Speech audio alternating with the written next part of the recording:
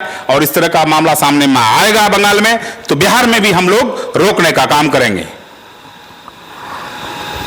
लगातार टिकट की मांग भी कर रहे हैं आप 2024 को लेकर के, चूँकि कई दफ़ा आपने इस बात का,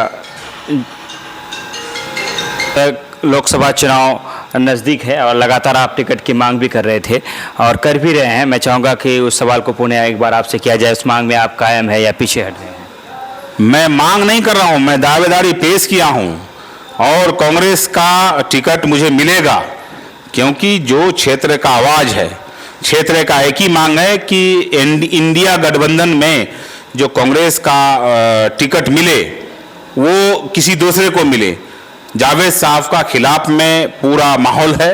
मैं चाहूँगा कांग्रेस आला कमान से कि टिकट बदला जाए, और अगर बदला जाए तो मैं दावेदार हूँ और मैं हक रखता हूँ, क्योंकि मैं एक बार नहीं, दो बार नहीं, तीन बार नहीं, 4 बार मैं एमएलए रहा, इसलिए मैं कांग्रेस का पक्का दावेदार हूँ और मैं यकीन के साथ कहना चाहता हूँ कि टिकट मुझे ही मिलेगा। इस बात की पूरे यकीन के साथ कह रहे हैं टिकट आपको मिलेगा, क्या कोई सोर्स है या फिर कोई इस तरह का आश्वासन मिला है आपको? सोर्स क्या, मैं कांग्रेस का सिपाही हूं। कांग्रेस का सिपाही के नाते मेरे अपने ऊपर गर्व है कि मैं कांग्रेस के सिपाही के नाते मैं कह रहा हूं कि कांग्रेस का डिमांड है, कांग्रेस का मांग है, यहां का जनता जन जन कांग्रेसी है, इसीलिए कांग्रेस का जब जन जन में कांग्रेसी है तो कांग्रेस का मांग है, तो मैं कांग्रेस का एक सिपाही के नाते मैं हक भी रखता हूं, दावे भी पेश किया हूं और मैं यकीन के साथ कहना चाहता हूं कि मुझे टिकट मिलेगा। वन नेशन वन इलेक्शन की बात चल रही है, बीजेपी की तरफ से प्रस्ताव लाया जा रहा है। अगर ऐसा हो जाता है तो फिर लोकसभा विधानसभा चुनाव एक साथ होंगे, तो इस कानून को लेकर के वन नेशन वन इलेक्शन को लेकर के आए तौसीफ आलम साहब अपनी क्या राय रखते हैं? नहीं, मैं इसका विरोध में हूँ।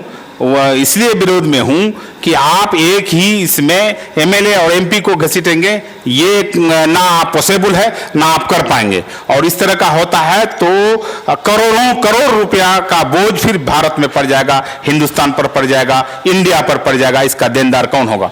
नरेंद्र मोदी जी का सरकार है, वो जब चाहे जो कानून पास कर ले, ऐसा नहीं होगा, ऐसा होता भी नहीं है। जन जन का आवाज है कि भाई एमपी का इलेक्शन हो, एमएलए का इलेक्शन हो, लेकिन अपना समय के मुताबिक हो।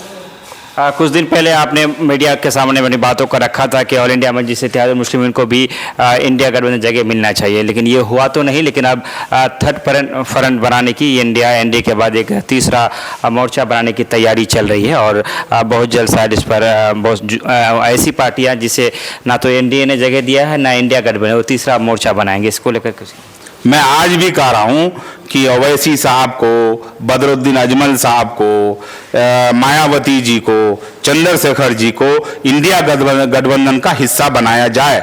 अगर